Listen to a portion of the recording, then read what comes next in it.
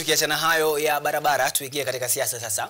Naibu Rais Profesa Kithure Kindiki amejitokeza mara nyingine na kukashifu vikali aliyoyadai kuwa ni maenezo ya siasa mbaya dhidi ya ziara zake katika eneo la Mlima Kenya. Akizungumza katika eneo bunge la Ngarawa, kaunti ya Nyandarua, wakati wa hafla ya kuwawezesha waendeshaji bodaboda kwa kuwapa mavazi ya kuwatambulisha almaarufu reflectors, Kindiki alisema kuwa hata subiri siku ya kampeni ili awatambulishe ama watambue wananchi. Hata hivyo, aliyekuwa naibu rais Rigathi Gachagua amemkemea vikali kwa utoaji huo wa pesa aliyodai kuwa ni wa kiholela, akisema kuwa pesa ndogo zinazopatikana kutokana na malipo konradhi ya ushuru yameelekezwa ama zimeelekezwa kuwahonga wanawake na waendesha bodaboda na kuwafadhili kampeni ama kufadhili kampeni za mwaka 2027 ili kutangaza msukumo wao wa serikali.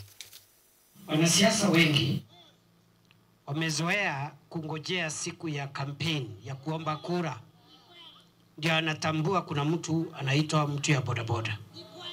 Anaenda anamnunulia reflector kama hii ya shilingi 50. Anamwambia nisaidie kuomba kura. Huyo mtu akichaguliwa anasahau, anaenda, si ni kweli? Hivyo, yes. Mheshimiwa mzee mjumbe wa Kenya, sisi kama vijana tunakutambua kwa sababu unafanya kazi nzuri ukiwa chini ya rais wetu William Ruto na naibu wetu Profesa Kithure Kindiki, na ndio maana nimetoka Madera nikoje nikusindikishe tuweze kusupport vikundi tufanye bottom up.